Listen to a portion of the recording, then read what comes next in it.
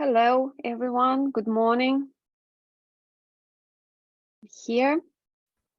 Hello. Good morning. Slowly, let me allow other people to join.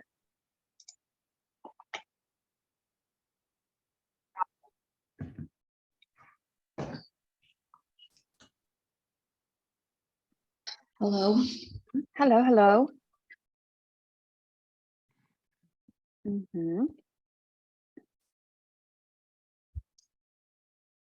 The recording is on. That's great.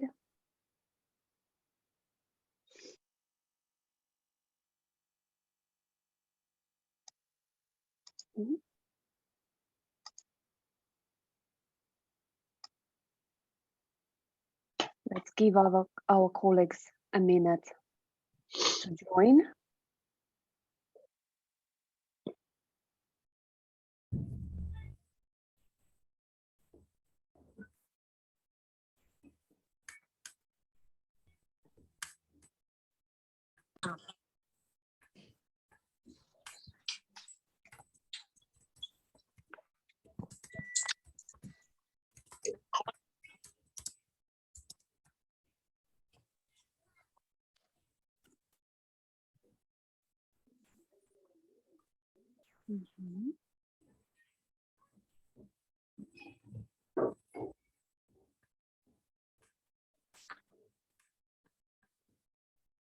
And who is урок welcome аудитория номер 5? Лер, is that you?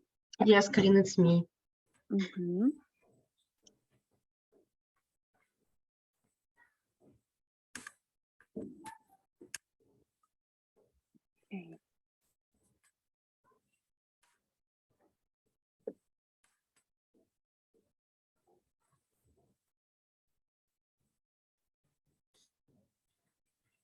All right.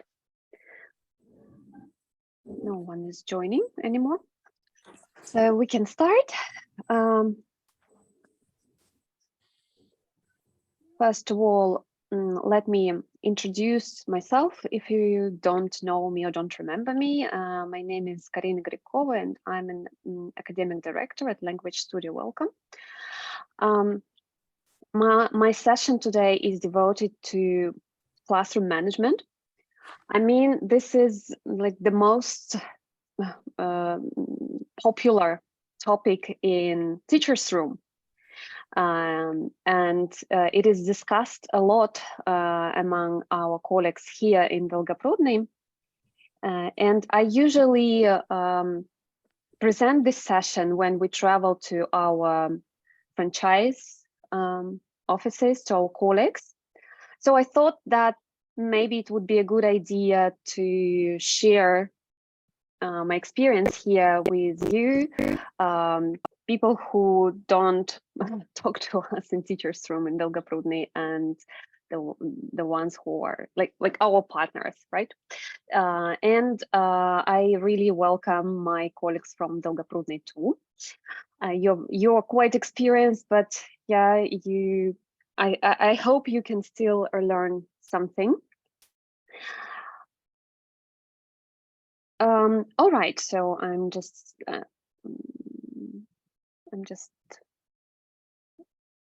trying to load my presentation. That's it. No. Just a moment.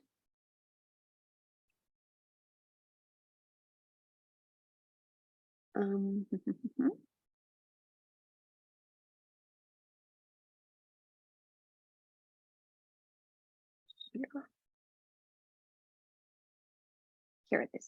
Okay. All right. So as I said, we'll be talking about classroom management. I planned a short networking session closer to the end of our time slot. I hope we'll have time and we'll discuss some like real classroom problems. So if you have questions about your students or student who annoys you the most, keep it till the end, okay, and we'll discuss it. I'll be talking about classroom management in a very broad way. What you're going to see is an accumulation of my experience and something that I've read, I've studied, some theoretical knowledge that I've gained so far. And when I say my experience, I mean both my teaching experience, my own groups, my own students, and the experience that I have as a lesson observer, as a teacher trainer. As you probably know, I observe a lot, and I've seen, I think, almost everything. But you know, from time to time, I get some situations that surprise me. For example, yesterday we were discussing with my colleagues some funny situations. Okay, and so from my experience, what I see the most, new teachers or teachers who just start their careers tend to believe that classroom management is about managing bad behavior, but it's not. It's a very complex skill and it implies a lot of sub-skills. And today we'll try to look at classroom management in a very broad way. What other sub-skills is included in this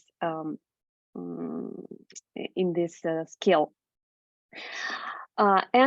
First of all, the first thing where our classroom management, or our effective classroom management starts, what do you think? What is this? Any ideas? How to impose your rules for the class, just how to begin your lessons. And when does your lesson begin? So how you present yourself and how you present, so maybe aims for students, how to use their L2, like why they should speak English, and maybe what rules and routines you can train every lesson so they got accustomed to them. Yeah, Natasha, I got what you're talking about, but I think you would agree that your lesson starts when you start, like, 1 second, when you start planning it, right? Even before your students come to your classroom, you start thinking about your lesson, you plan it. And when I see a lesson with children who misbehave a lot, first of all, I look at the lesson plan. I ask the teacher whether it was planned, what are the aims. We can't expect our students to behave well if we don't know what to do, if we don't have a plan. So what should it include? First of all, your lesson plan should be age appropriate and level appropriate. The activities should be age appropriate. If they are too difficult, you'll lose students' attention. If they are too easy, you'll lose their attention. So they should be age and level appropriate. The language that in the activities, in the task, should be manageable for the students. If they don't understand, they lose their focus, they lose their interest. The next thing here is structure. The lesson should be structured and you should know the structure. The moment you start hesitating what to do next, you lose your young learners' attention completely. They start like doing their their things and they start talking to each other, and it would be very hard to get their attention back. So it should be structured, and you should know the structure. You at least you should have your plan with you, and you can look at it, and you need to know what's coming next. The other thing here to consider is routines. Routines are very important in a language lesson, and especially if we talk about young learners. What is a routine? How do you understand this word? What is a routine? Greeting. This is something that students get used to over time, and they know perfectly from class to class how it works. Yeah, that's true. That's absolutely true. Thank you, Kat. So it's a series of actions that is regular, that is repeated, and it rarely changes. Here are some examples of routines. For example, hello routine. Students should know what are the sequence of actions, and they should know what's coming next, right? So you say, like, you trigger these actions with a kind of a phrase. For example, hello routine. Let's say hello, or hello guys, and they should know what to do next. So they stand up, they make a circle, they sing a hello song. Or you say, okay guys, it's homework time. They need to understand that the moment you said these words, it's the time when they open their workbooks. I don't know, maybe they take a pencil and the rubber, and they work in pairs, they check their homework. So the more the routines are orchestrated, the better. So when students know what to do, you can just monitor, and you don't have to intervene all the time in what they're doing. Some other routines, goodbye routine is the same as hello routine. Playtime is a very important routine in my experience. Students should know what to do when you say, okay, let's play. And of course, you have to repeat it from time to time. You have to practice it, train your students step by step. If you don't have routine now, so it's the right moment to start implementing this tool. If you usually include routines in your lessons, September is the month when we insert them in our lesson. Okay, for example, playtime. You want your student, each time you say it's playtime, you want your students to go to the mat, to sit on it in a circle, let's say. And step by step, you insert this routine, you provide them with the correct order, sequence of activities. You say, okay, stand up, go to the mat, sit down on the floor, make a circle. You can be more specific even.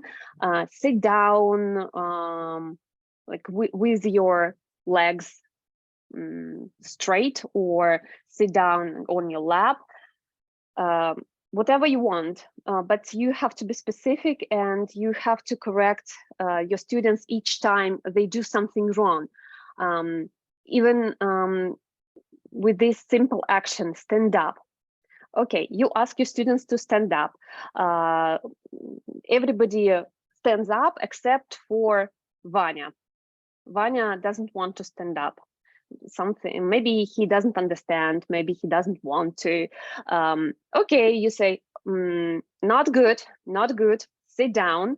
Vanya, why don't you stand up? You need to stand up when I say stand up. So you start it again, stand up, everybody stands up now.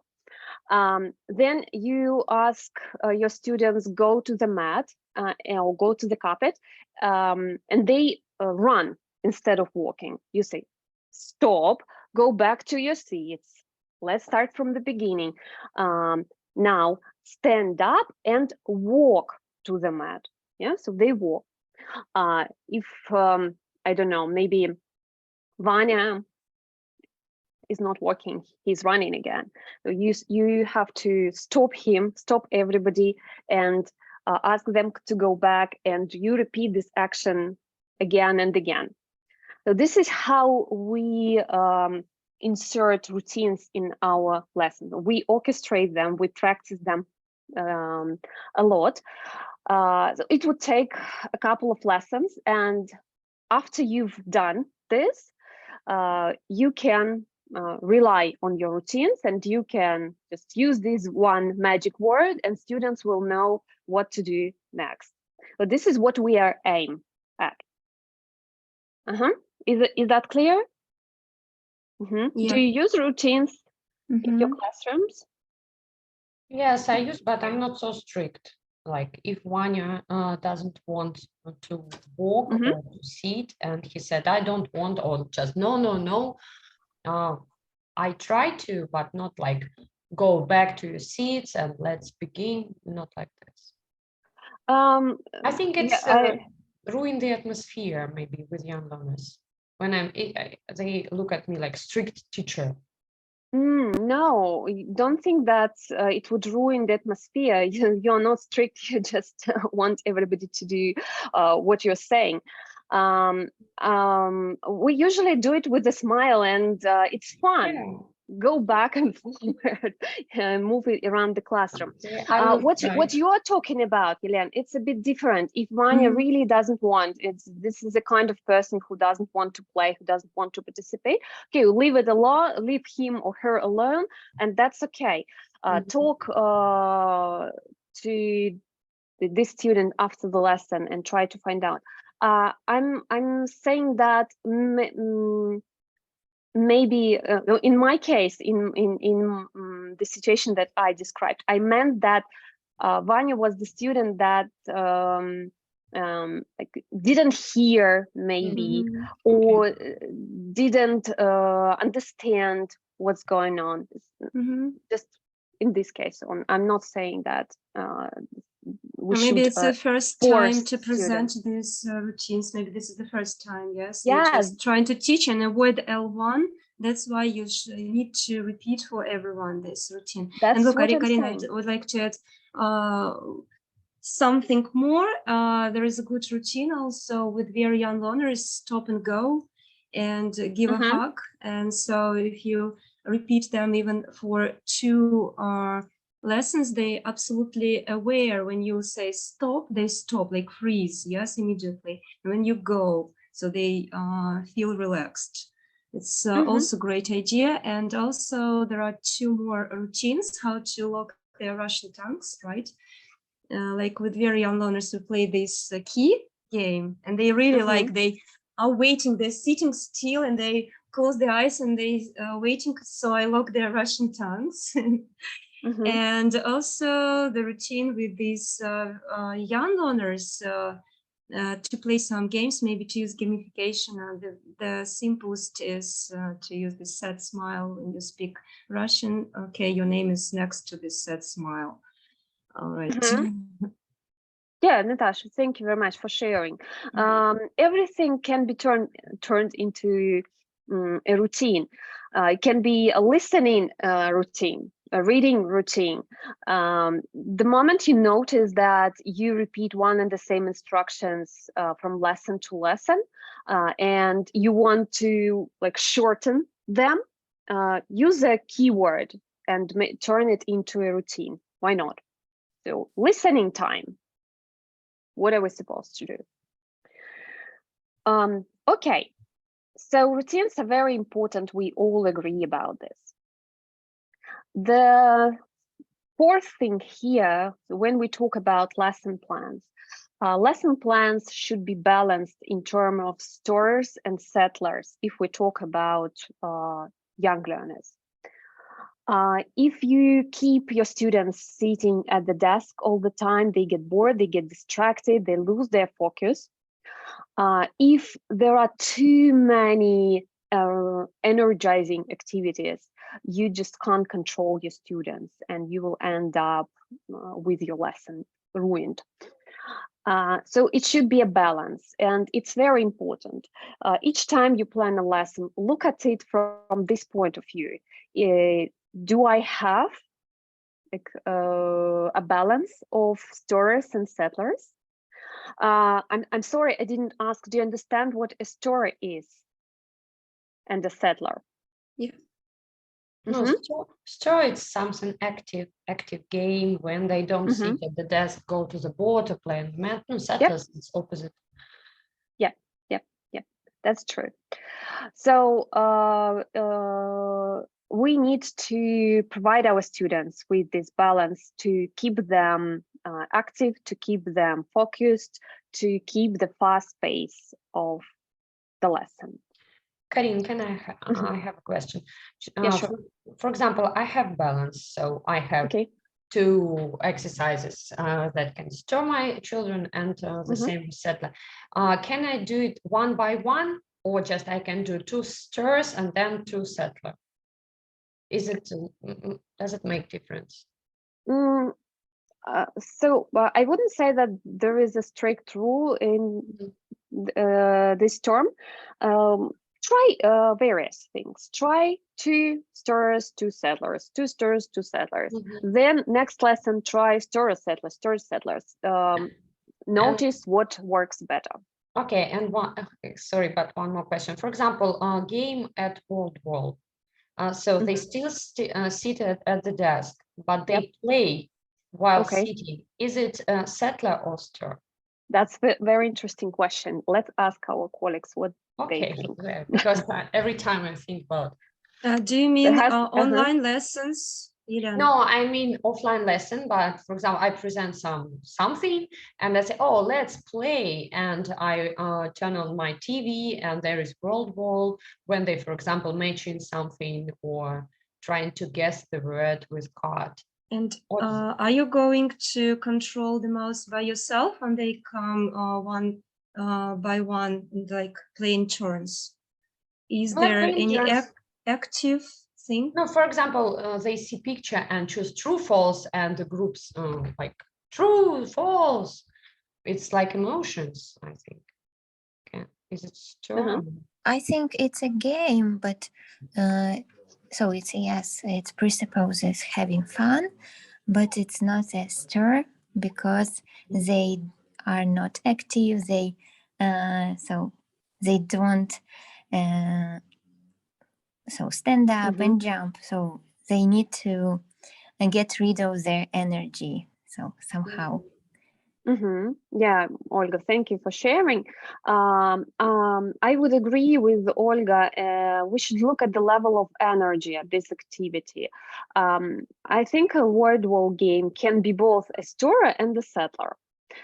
If you ask so if your students sit at the desk, they look at the screen, they name the correct answers. Even if they come to your laptop and take your mouse one by one, it is still a settler.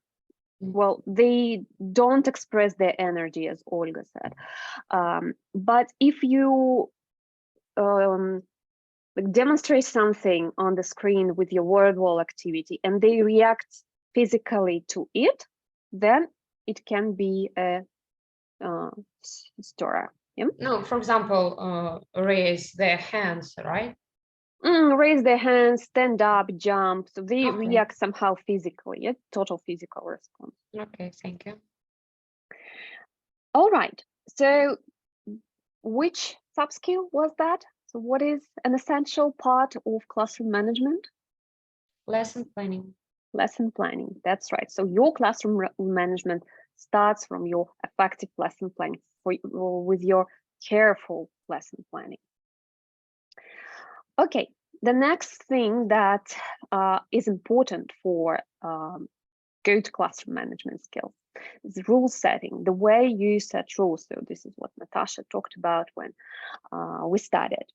Also, I single out some components of this sub-skill rule setting. Let's have a look. What is important when you establish some rules, some standards of behavior? First of all, the rules should be clear for your students and they should be manageable. What do you think? Behave well, is it a clear rule? It's not. Students won't know what to do. What should I do to behave well? Be positive. Is it a clear rule? No. Not really. Yeah, for maybe for at least prepare 3 years. Yeah, yeah, maybe for like adults or teenagers, they can guess what you mean, but for young learners, it's not clear. So if you ask your students to raise their hands before they speak, is this rule clear? Mm-hmm. Yes, it's clear, it's specific, and they understand what is expected from them. Behave well can be understood by differently by different students. I mean, it will come from their families. My mom thinks that I don't know, jumping on a chair is good, it is allowed in my family. Other students would think that it's bad behavior. So make your rules as specific and clear as possible.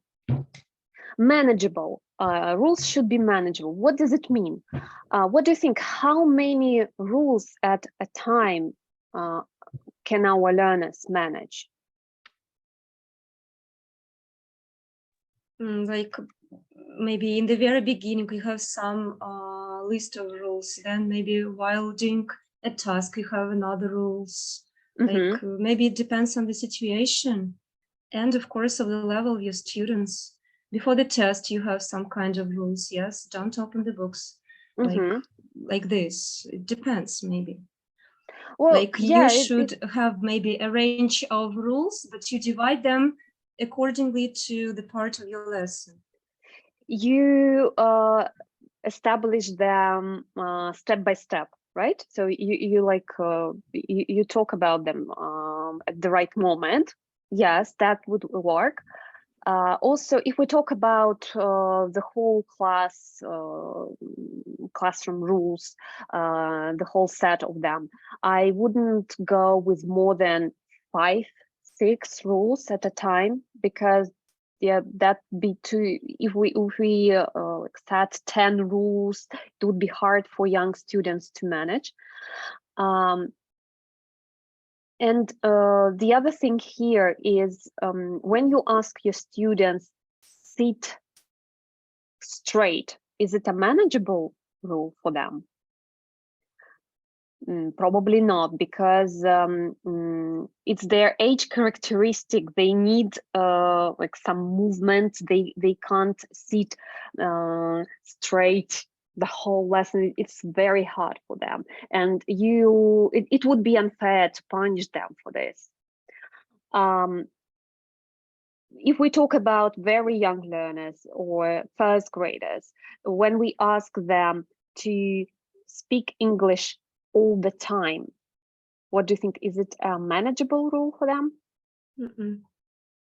Not really, because first of all, they can't control their emotions, and they can express their emotions by saying something. That's okay. It shouldn't be punished. It shouldn't be punished, but we should encourage them to use English, not force, encourage. Yeah? And we can't punish them for something that they can't manage. Is it clear here? Yeah. Okay. So when you think about your classroom rules, look at them and think: are they clear? Are they specific enough? can my students manage them? Can they really do this?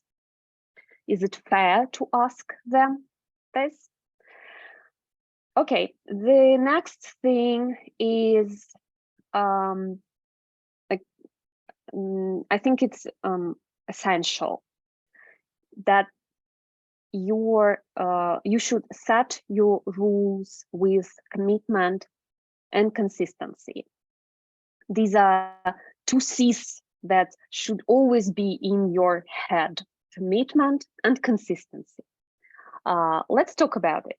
What is commitment? How do you understand that I'm committed to my rules? What does it mean? I'm committed to my rules. You don't change them on the way, especially. Yeah, true. And you don't ignore if your rules are broken. Yeah? You don't ignore it. There's always a situation when we have we tend to treat different students differently. For example, there is this boy, let's call him Vanya. He doesn't do his homework, not so often, maybe. He doesn't write tests well. And when he misbehaves, when he, I don't know, speaks Russian, when he runs around the classroom, we are very strict with Vanya. So we enforce rules on him every time he breaks them. And there is this girl, let's call her Masha. Masha is a very good student. She's always ready with her homework. She's always ready to answer. Masha, I don't know, swings on a chair from time to time, and we ignore it. But when Vanya does it, we punish him every time. So it means that you're not committed to your rules and you're not consistent with them. They should be equal for everybody, even for good students. Yeah, you don't feel that you will spoil your relationship with the student by following the rules. You will not. What will happen is that your authority will be concrete. Nobody will ever doubt it, yeah? That you are a fair student and you follow your rules. Consistency. When we talk about rules, what does it mean? These are very similar notions. You've already mentioned that you can't change your rules on the spot depending on the situation. Even if you want to change them, you need to change them. For example, you as a teacher need to say something in Russian because you want to clarify some grammar rules. Talk about this. So say, now I'm going to break our rule, but can I do this, please? Because I really need to say something important in Russian. Your students say, yes, okay, you can break it. And so you say something, yeah, in Russian. So be committed and consistent. This is the key for your students to follow your rules. If you follow them, your students will follow them and they will never doubt your authority. What else is important when we talk about rule setting? It should be supported by visual aids. So the rules should be visualized, especially in young learners' classroom, because they can forget them, they can not understand them. So they should have the image in front of them and in their heads. What can we use here? Various ideas, a lot of tools. that can help us to visualize our rules. So we can have charts, for example. What are charts? Something like this. This is a traffic light chart. Green light, good behavior. Red, yellow light, warning. It's a warning for Ruby. And red light. So this person is in danger, so to say. So it means that like this person is breaking the rules all the time, and well, you're going to implement your punishment system or something. So with this kind of visualization, students will know what is good, what is bad, better. They will understand it better, and the attention will be focused on this chart.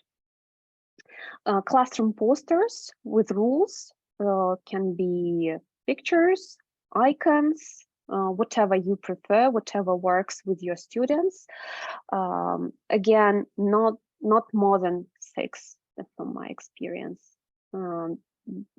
This poster is taken from an American website for teachers. It's quite complicated. So if you want to use something ready-made, try to find simpler things, or make your own poster. Like this is my poster. Well, I don't have it as a poster. I have it as magnets. I just put it on the wall, and we remember the rules in the beginning, and that's it. So these are the rules that I think are important for my class. You can have your own set of rules. What do you want to remember? What do you want your students to remember about the positive behavior in the classroom, and make it as a rule. For example, my students don't run, they don't fight. I don't want to talk about it. So I want to talk about interrupting, about careful listening, about speaking English and phones. These are the rules that are important for my class. Think about your own set. So some teachers use jars in various ways. This is called a classroom jar, classroom behavior jar, classroom rules jar, different names. It can be just a jar which you fill in with something, pebbles, beans, marbles, small balls, corn, whatever you want. You can change it from time to time. You can divide it into sections like it's showing in the picture. What are these? What do you think? What are these? It's like with what you can praise them for good behavior. Yeah, right. These are rewards. So if they reach this level, they have a reward. Here you can see something like biscuit decorating, ice pops, party, movie. We can use something more appropriate to our context. You see your students twice a week. I don't think that you can throw a lot of parties and watch movies with your students, but we can do something that that we can apply in our context. Maybe it can be a board game, or I don't know, maybe they. So we're going to talk about this kind of rewards a bit later. Yeah, right. So this is just a way of visualization, how they can see that they are doing something good or they're not doing good. Okay, so if we go back a little bit, So we've talked about charts, posters, jars, avatars.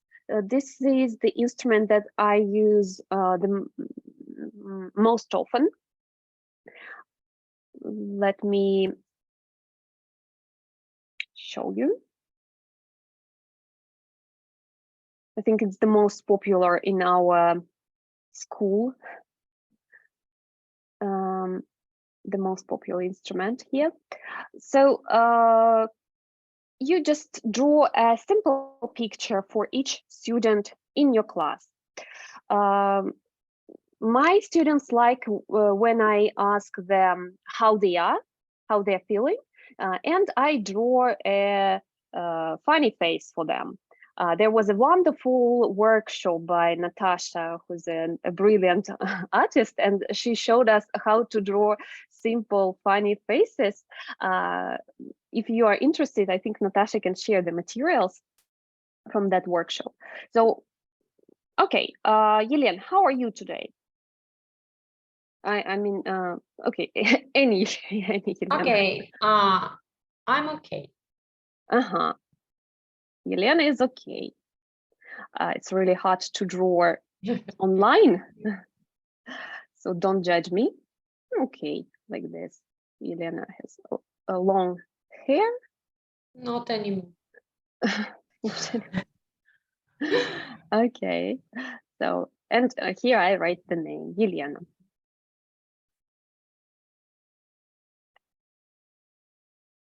Yelena L.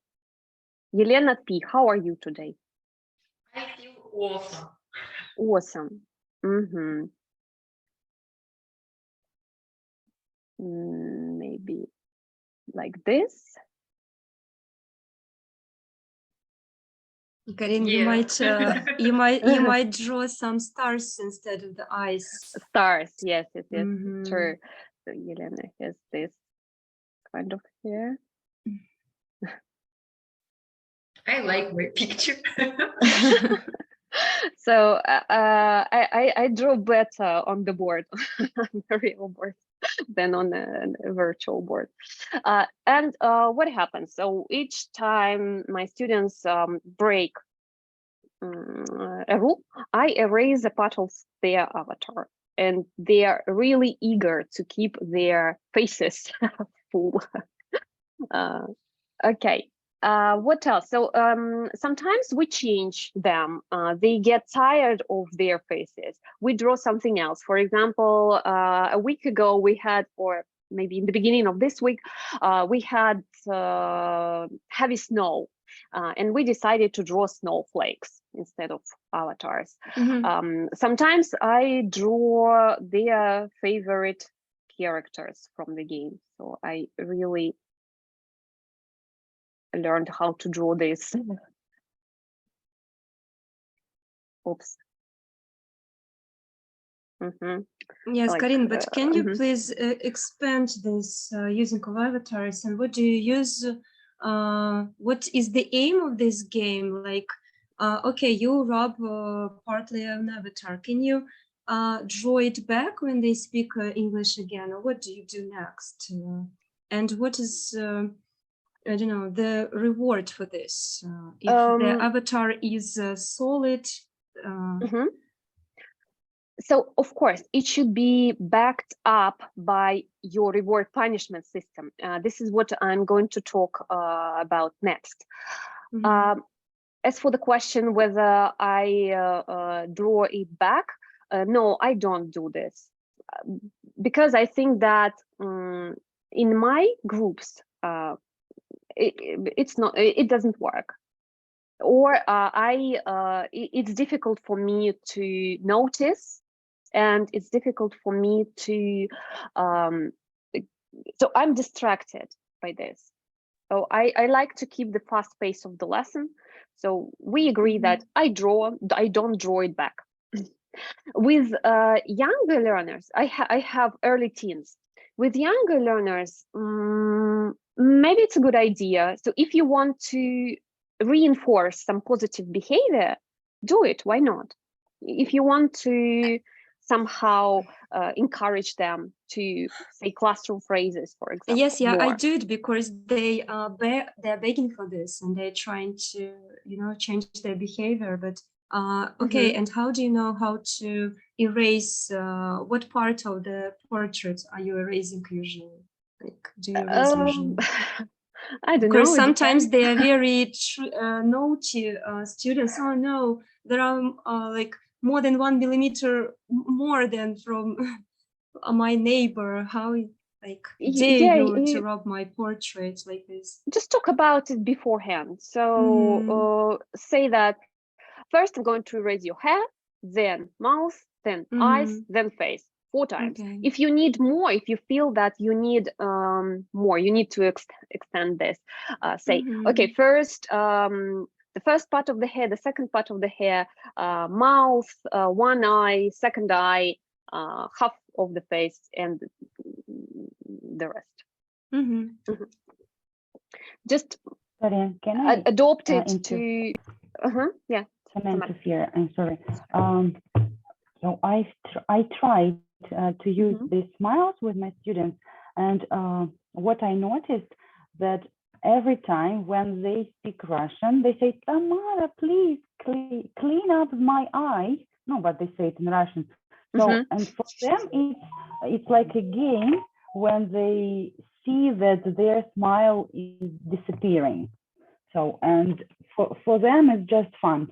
So, and it doesn't work for them to lessen their Russian in the lesson.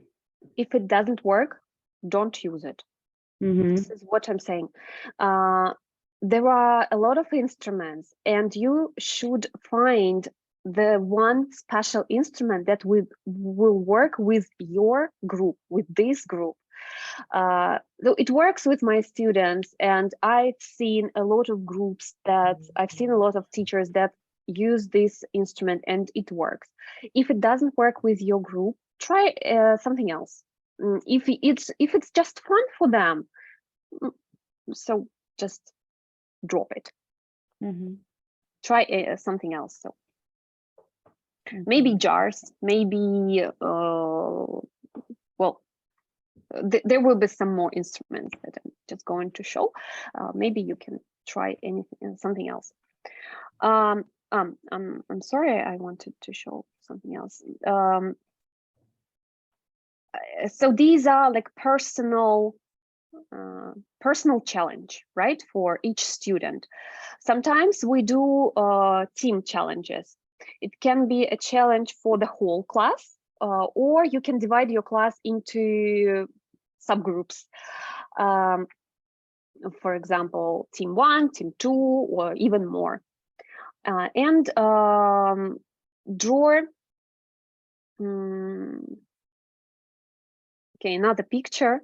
It can be like yesterday my students asked me to draw a snowman for each person, but it would take ages for me to draw a snowman for 10 students. I said, okay, I'll draw a snowman, but it's your snowman. Together, you should take care of him. And we had a snowman, so I'm not going to draw it like the full picture. And we had a sun, a kind of gamification, if we can call it like this. If they break the rules, the sun will melt the snowman. Anything, it can be anything here. It depends on your imagination, depends on your drawing skills. When it's Christmas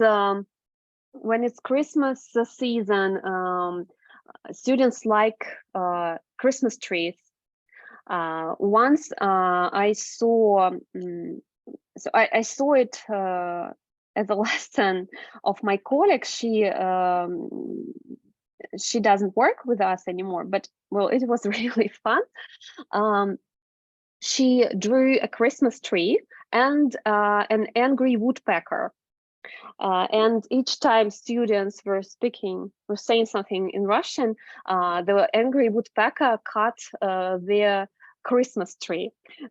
So on the one hand, it's a bit cruel. Maybe you won't do it with the first graders, but it was the fifth graders class. So it was really fun, and they loved. So can be anything. Yeah. So 2 teams, the whole class is 1 team, maybe more teams if you can manage it quite Karina. well. And please just explain how you set up the rules. What is the goal for the student? Like you always mentioned that our students can gain these maximum 4 stamps in their notebooks, and they, if their avatars or wherever this snowman is still alive, yes, even with at least of its picture, so they gain maximum. Or what do you say to them? Why they should keep this snowman not melted? Again, it depends. If your students are motivated by the stamps that we give them in their notebooks, if they are motivated and you can use it as a reward, why not? Yes. Well, my students are still motivated by collecting stamps. So I said, if the snowman disappears, nobody gets a bonus. Nobody. And but they start. Yes, I use the same. They are motivated, but some students are not motivated. For example, the older they get, the less motivated they are with these stamps. What should we say? Like, do we use some real treats like sweets or teacups, or what? So let me get back to my presentation. The next thing that I'm going to talk about is reward and punishment system. So we discussed this, how we can visualize the rules. It's quite important. What's next? Moment.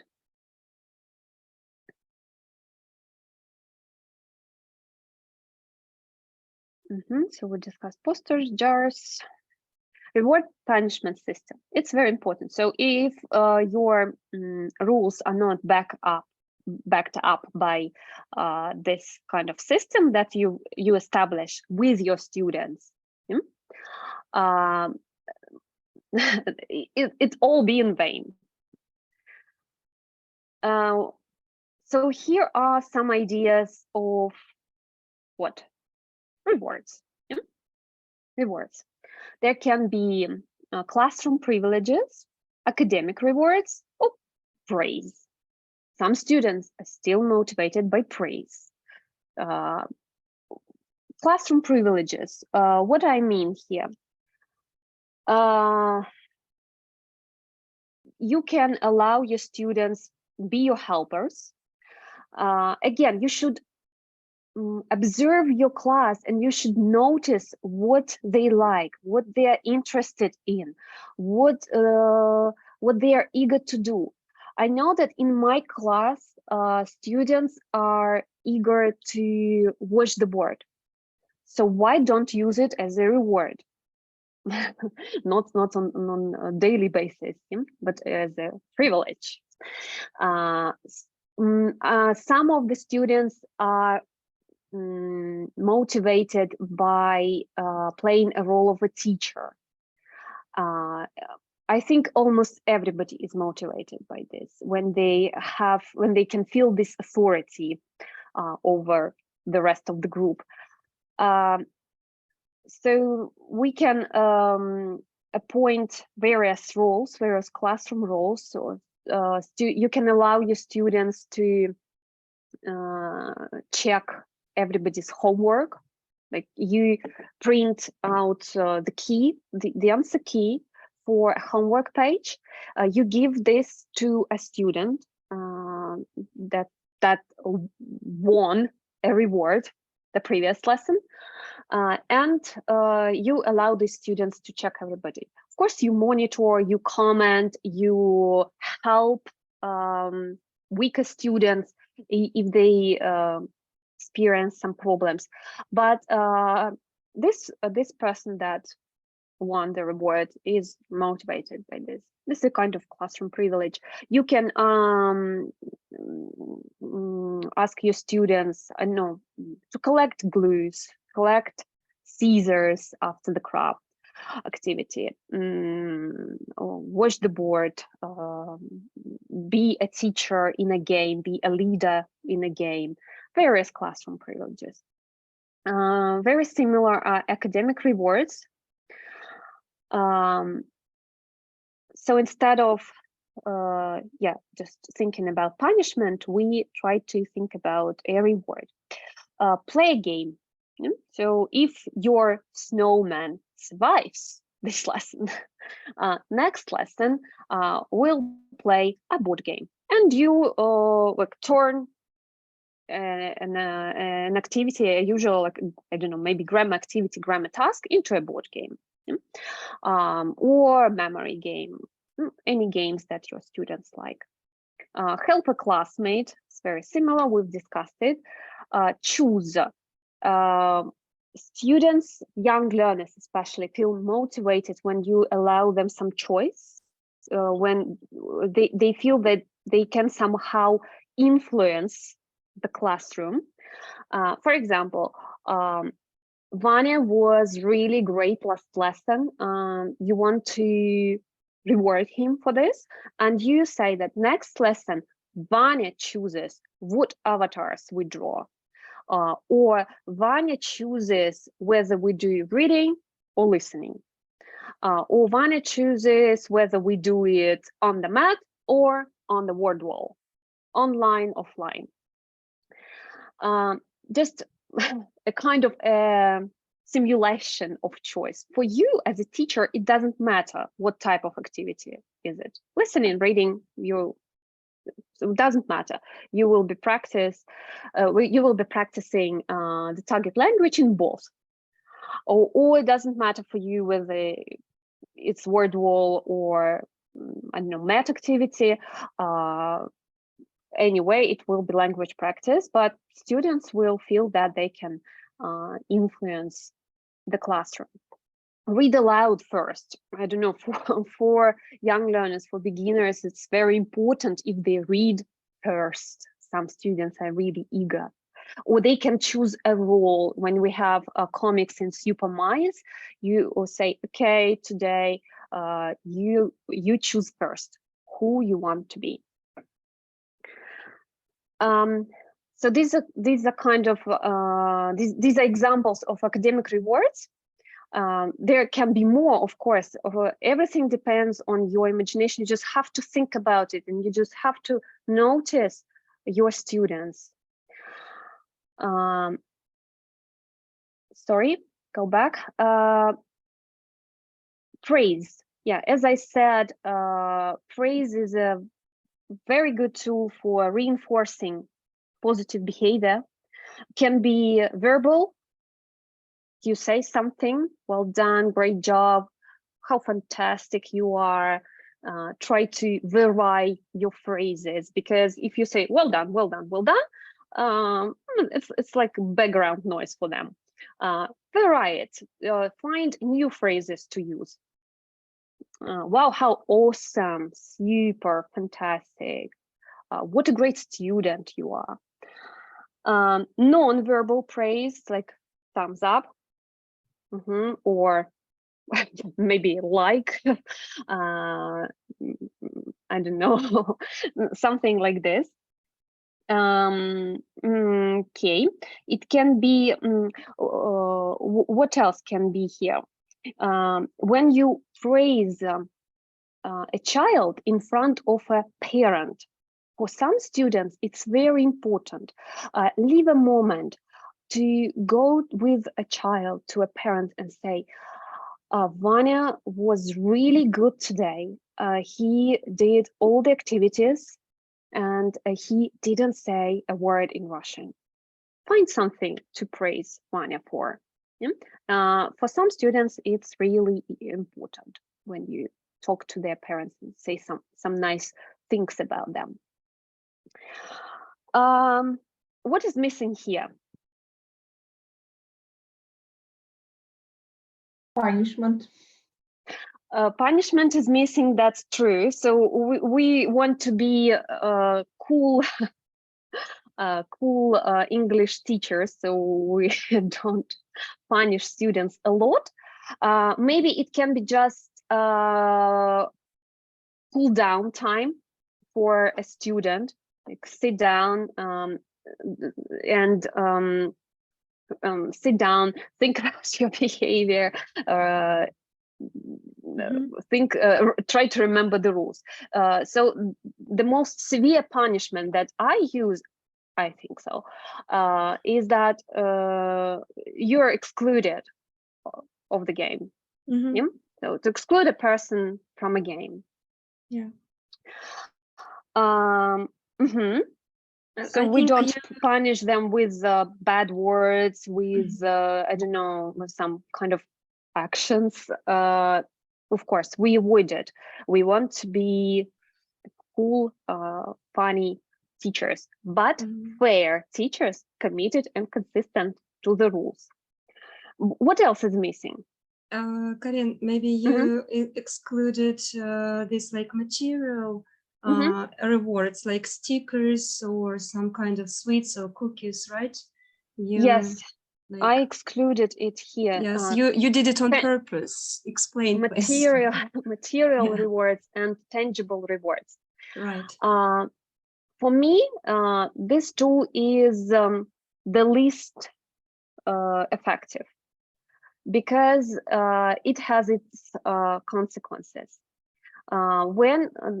The moment you start rewarding some students with something tangible, with something valuable for them, stickers are valuable, lollipops are valuable for them, everything that they can keep is valuable. And the other students don't get this reward. You are in a kind of a trap because you don't know how these students that didn't get this reward would behave in the future. It can be okay.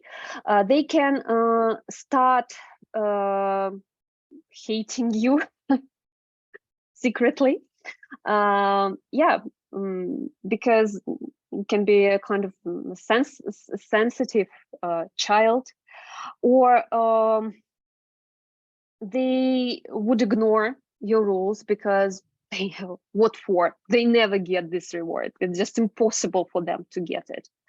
Or you will end up trying to find and praise everybody with this reward. I mean, and what for? So this is what happens every time I try to use some material rewards. I just end up giving everybody this reward. So I just stopped using it. If you are kind of a teacher that can use it effectively, why not? I don't. I can't. So I think it has its own consequences. And all these years that I've been teaching, I noticed one and the same ending of this. So I don't think it's good. If you want to praise everybody with the reward. Everybody. Give lollipops to everybody. Give stickers to everybody. Find something that they can be praised for, but it's not a solid reward punishment system. So it can be a surprise from you to praise everybody. Does anybody have another opinion on this? You can share. Yes, the stickers are really helpful with very young learners because they are eager to work because they know that in the end of the lesson they have a choice. They are going to choose a sticker and then boast, saying their parents, "Look, I got a sticker," blah blah blah, and so it works with them. Really works. Do you give the stickers to everybody, Natasha? Yes, to everyone. And each lesson to everyone. Yes, each lesson. Yes, with very young learners, they eager just to get them, and we have them in every classroom where the very young learners study. Yeah, sure. And that's absolutely okay. That's absolutely okay. So if you want to praise them with this, praise everybody. And don't do this often.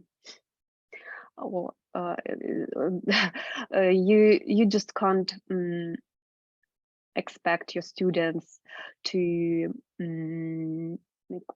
start having this internal motivation when you just praise them with some external things. All right, let's move on. So we've talked about 2 essential sub-skills of effective classroom management. So what are they? Can you remind, please? Lesson planning and rule setting. Lesson planning, rule setting. Good. What else is important when we talk about managing a class, managing a group of students? Instructions giving. So the way you give instructions can influence the whole lesson. Yeah, I think you know. And I'm really happy to announce Karina Yakovlev's workshop very soon. She'll have a workshop, a session on instruction giving. If you have some problems and you don't know how to give instructions well, welcome to Katya's workshop. I'm not going to dig into this topic today because Katya will talk about it in details. Just some important parts, some elements, what you should think about. So instructions should be clear and short. Yeah, that's kind of obvious, but it's very difficult, especially in the beginning, to make your instructions clear and short.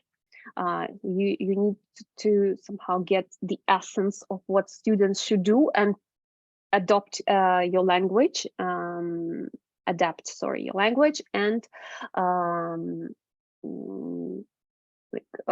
set a task effectively.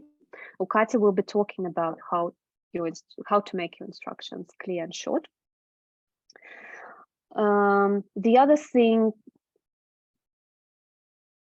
is that you don't give instructions until you have your students' full attention.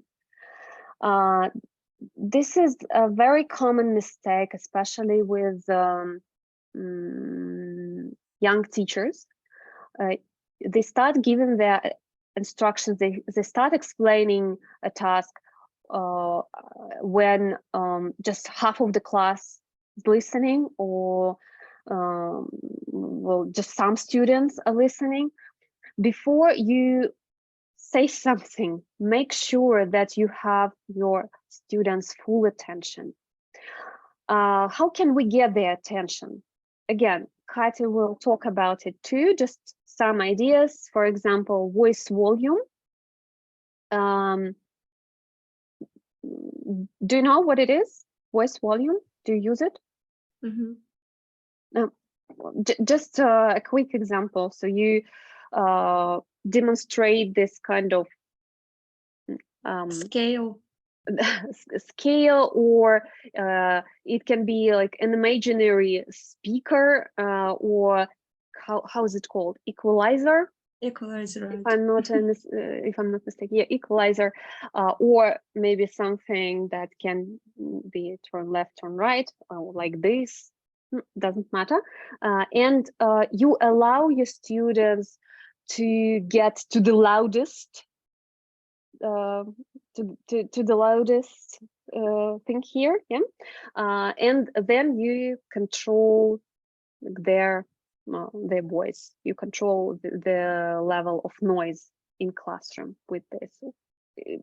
First, you started as a game. Okay, louder, and then louder, louder, loud, loud, loud, loud, loud, loud. So they shout, and then so first we do it as a game, and then you can use it as your tool. There are also attention gatherers. I think Katya will talk about them too. How can we get students' attention? So I'll just skip this part. Welcome to Katya's workshop.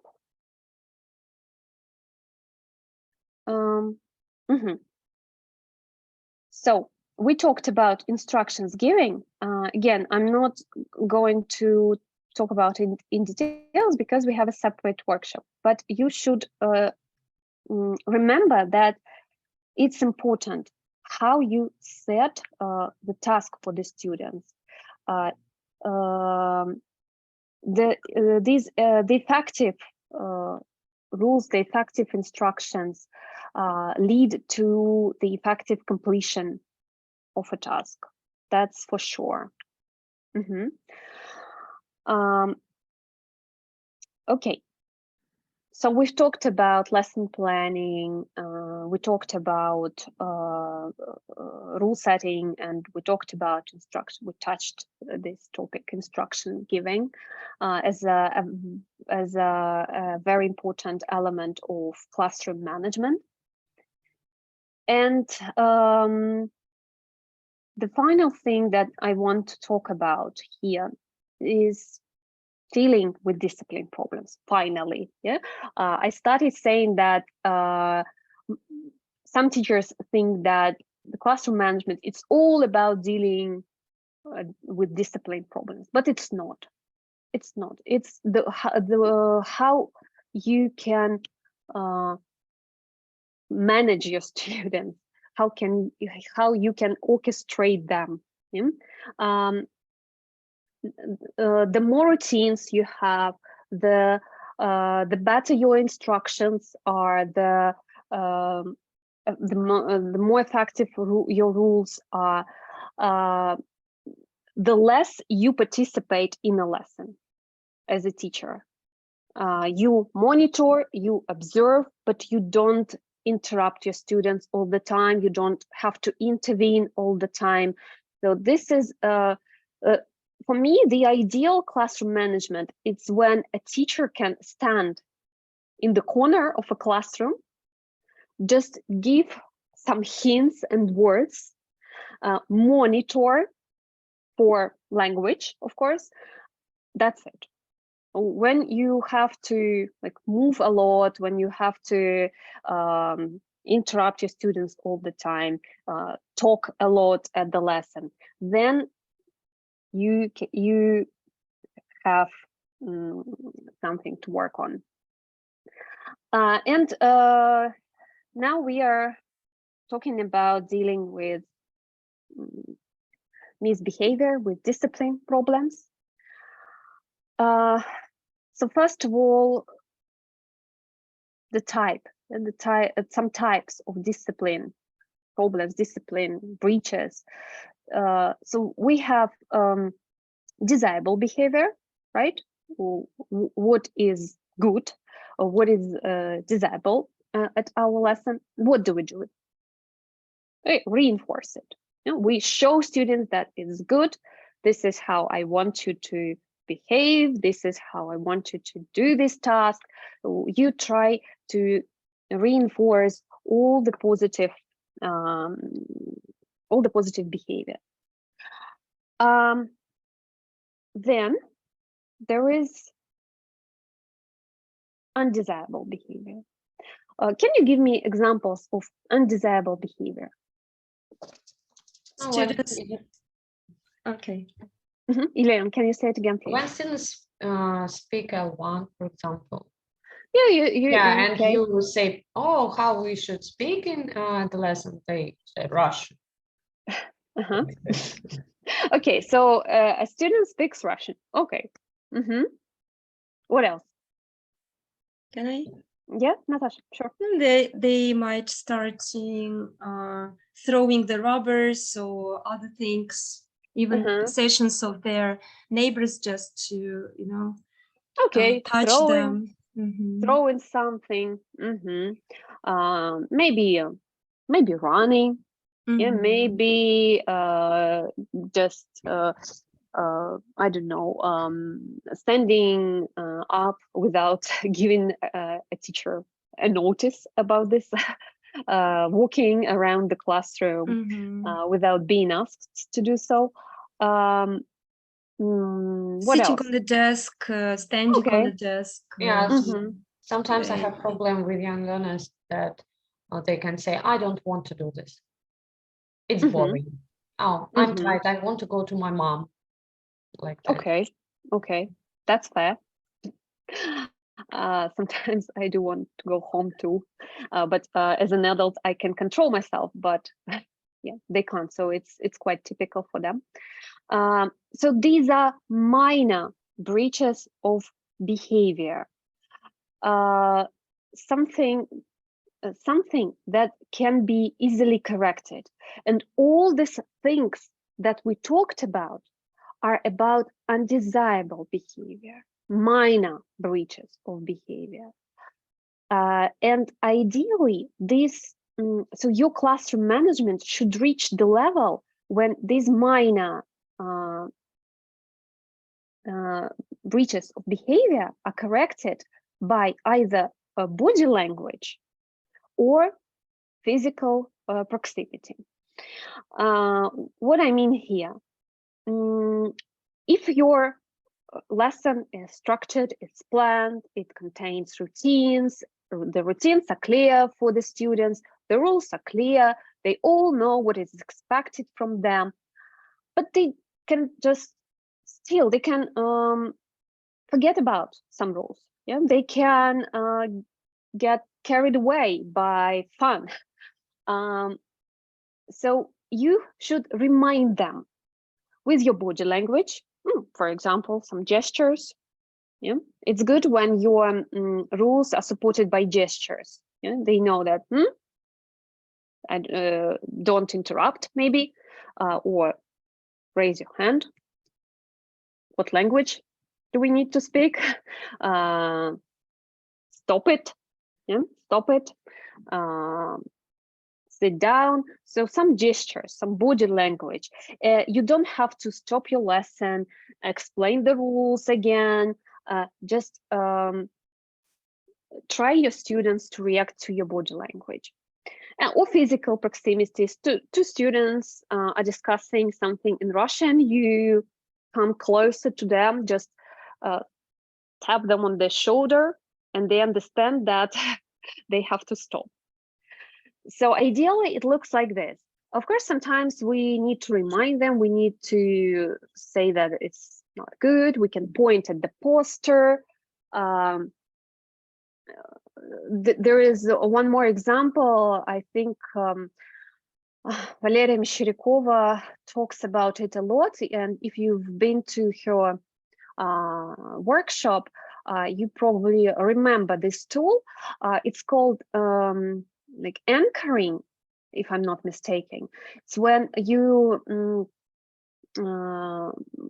choose a place in your classroom, and when you go to this place, students should get a hint that they are not in the right way. They're misbehaving. So you can choose a place in your class, start moving to this place, and students should understand that they have to stop. So this is about undesirable behavior. What is the third? What is the third type of discipline breaches? Unacceptable behavior. Can you give me examples of unacceptable behavior, please? Running, shouting, fighting. Running, shouting. Crying. Running, shouting. Offensive words. Okay. This aggressiveness towards other students, fighting, something like this, physical, you know, actions. Okay. Right. Yeah, I would think that I would say that running and shouting, it can be classified. This can be classified as undesirable behavior. Yeah, it can be easily corrected by your own powers. But what about unacceptable behavior? This is usually something Maybe that crying. Okay, yeah, but okay. Would you consider crying as a discipline breach, or so? Okay, No, it's not, it can depend on the situation. It can ruin the lesson. Yeah, It can, but I think it's rooted somewhere. Maybe in a person, maybe. Yeah, it's not behavior. Karina, I told you about my student who Yes. demonstrate a deep affection for everyone, for every teacher. So I guess this is what you call unacceptable. Yeah. Relationship between a teacher and a student. Lea, can you share the story just in brief? What is your student doing? Oh yeah, sure. My student kissed me, and not only me. Some teachers, when we had British school, and I guess he's just too sensitive, too affectionate. Yeah, he likes I know touching. who you are talking Yes, about. I of course. Everybody knows this boy. And how old is he? Sorry, how old is he? He's 7. Okay. SM1.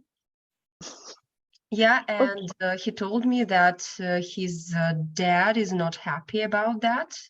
I guess he gets punished. Maybe not. Maybe he's lying to me. I can't prove it. So, but still. So he realizes that it's not good, but still he has a desire to do it on a daily basis. It's okay that he's 7. It will be a problem when he will be 14. Yeah. So one of the criterion of how to measure whether this behavior just undesirable or it's unacceptable, it's whether other students suffer or not. If other students don't suffer, don't get offended by the actions of this person, this student, then, and you can yourself correct this behavior, so it's just an undesirable behavior. Unacceptable, yeah, I would agree with Lera that kissing is kind of an unacceptable behavior. Fighting, hitting other students is unacceptable in the classroom. Say bullying, offending somehow other students is unacceptable. And what do we do with unacceptable behavior? We don't accept it, first of all. We try to deal with it on the spot. Don't put it aside till the end of the lesson. Deal with it on the spot. If you hear a person using bad words, your student, or if you see that the student is hitting someone or fighting or don't know, so if you notice some unacceptable behavior, stop the lesson straight away and talk about this behavior in Russian. Usually we do it like this. Ребята, я извиняюсь, но мне нужно остановить нашу игру, мне нужно остановить наш урок, потому что такое поведение у нас не принято. So you have to emphasize this somehow and in Russian, so everybody understands that it is not acceptable to do this. Then, after the lesson, talk to this person. Try to find some motives of this behavior. If you can't see the motives, talk to a parent. Discuss this situation. So it shouldn't go unnoticed. It shouldn't. And if we have a student who displays somehow the unacceptable behavior, parents should be involved. So you should discuss it together. If it doesn't help, then directors should be involved in this, in solving this situation. Yeah, so you just can't ignore it. You can't. Okay, you should find ways to change it somehow. It's very interesting trying to understand students' motives, trying to find ways out, experimenting with the students. But we are not psychologists. We see our students twice a week. We can't correct their behavior. We can't correct their psychological problems if they have any. So parents should be involved here. That's for sure. And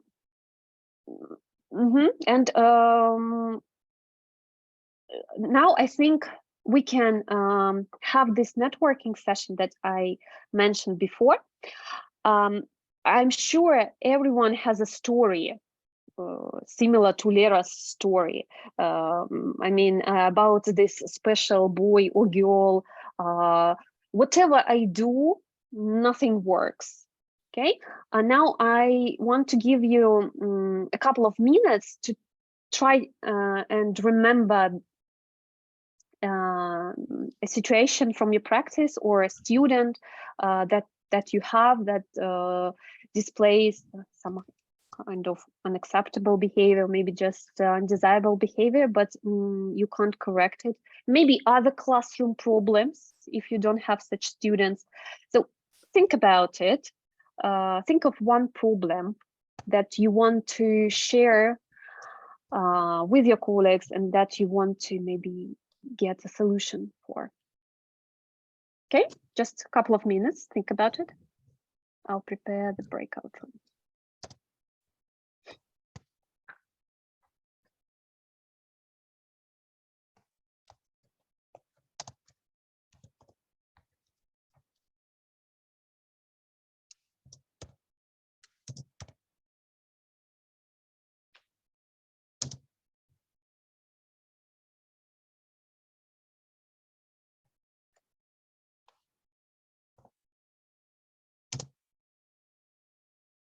Елена, that's okay. Thank you for active participation. See you.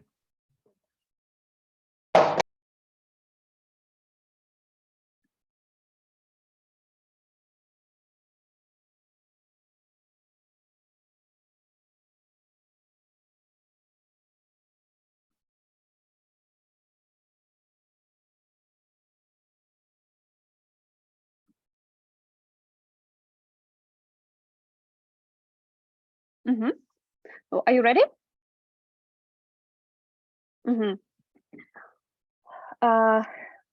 Now, instructions. In your groups, choose one person who is going to start. This person tells their story in brief. Keep it simple, keep it clear. Then, after a minute, I'll write a message to you.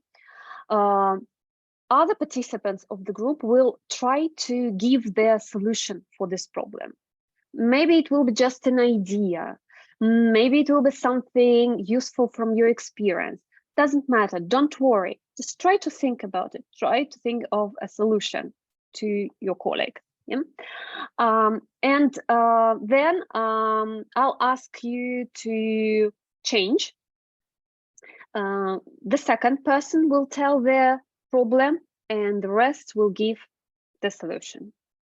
All right? So are you Karin, I'm sorry. Could you repeat what problems should we sound? Is it about only behavior or classroom management in general? Can anybody help Natasha? Classroom management in general, I guess, but I think most of us will have some behavioral problems. Yeah, these are the most painful. Classroom management in general, Natasha. Okay. So again, are you working in groups or alone now? In groups. I can read your lips. Do you talk all together at once, or does one person start the discussion? One person. One person. The others, what do? They're big ears. Listen carefully, active listening. Yeah. Try to help your colleague. Okay, let's go, and you can look at my messages. Okay, I'll transmit some messages. Let's go. Okay.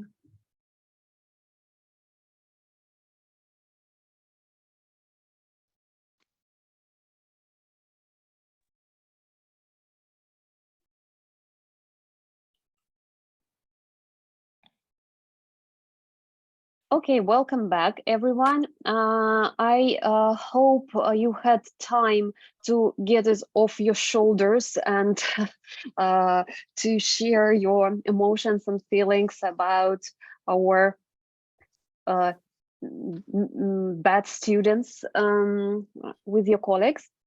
Sometimes this one action helps a lot. Clear your head and look at the situation from a different angle, from a different perspective. Okay, does anybody want to share the wonderful story? Has anybody managed to help a colleague with a valuable advice? Anyone?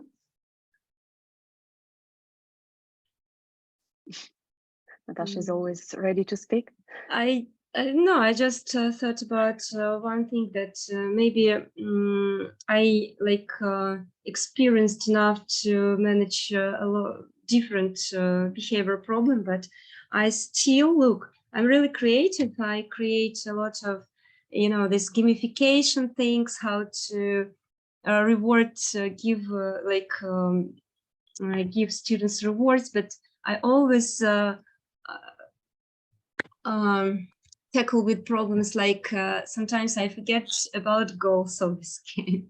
I just forget to phrase them in the correct way, or I just during the game I understand that what should we do if we reach the mountain or something. So I think we can devote some session to this punishment system, reward and punishment system, how to, for example, keep collecting this marbles into the jar. Maybe it's a good idea for native speakers, yeah. But I think for our Russian students, it may won't work when they tired of collecting such things. Maybe 1, 2 lessons, okay, but in the third lesson say, come on, I don't want to watch this film. Let it be like it is now. So and you should try out a lot of things before you find this ideal thing with your class and with your students. Mm-hmm. And I can say more. The moment you find the ideal thing for this group, it won't work with the other group. Yeah, so absolutely. We can have a lot of sessions on classroom management, reward systems, punishment system. We can use our collective mind to come up with a perfect punishments and rewards. But again, it won't ensure that you won't have problems with classroom management. Yeah, once you have the ideal group, a newcomer just spoils everything, because for example, he can come to the classroom in the middle of the year, he is not aware of classroom rules and instructions. He doesn't speak English, so you start again. Yeah, so the most important thing here is that you have to remember that every teacher has problems with classroom management, this or that point. And what can help is reflection and experimenting. You need to reflect on your lesson, what was wrong, try to find weaker points that spoiled your plan, that spoiled your management, that lead you to the fallout of everything. So reflect on this and experiment with all the tools that you know. If these tools don't work, try to come up with other tools. Notice your students. This is the key. Notice them, notice their interests, notice what they like, their hobbies.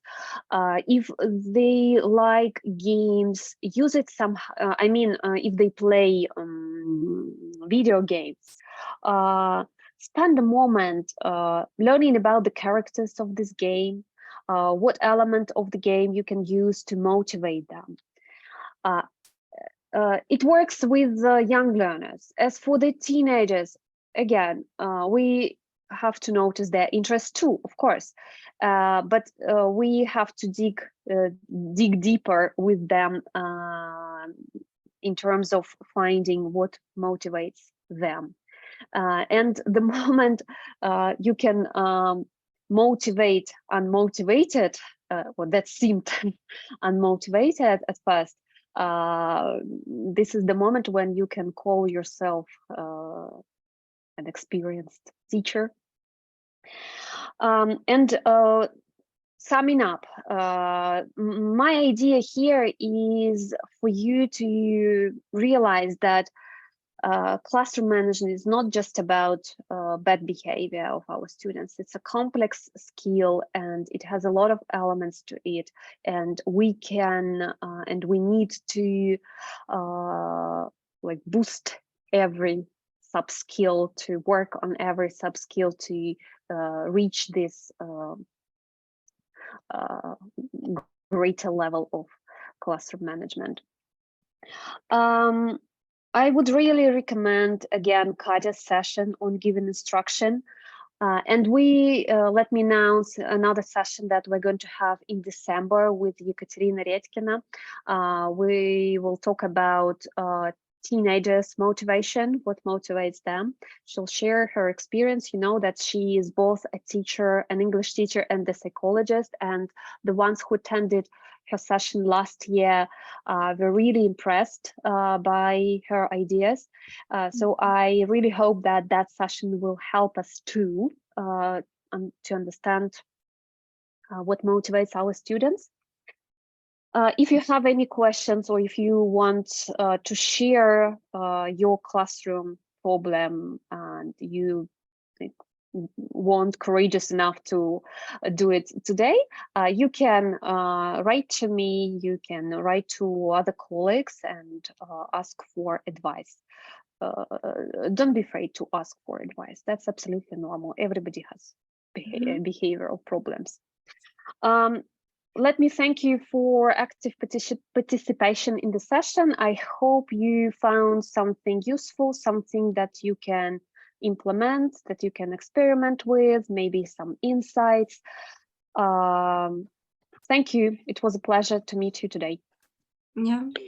Thank you very much. Bye. I have a question. Thank you, Karina. Yeah, Karina, if you said, have you yes. said Katya will give instructions session.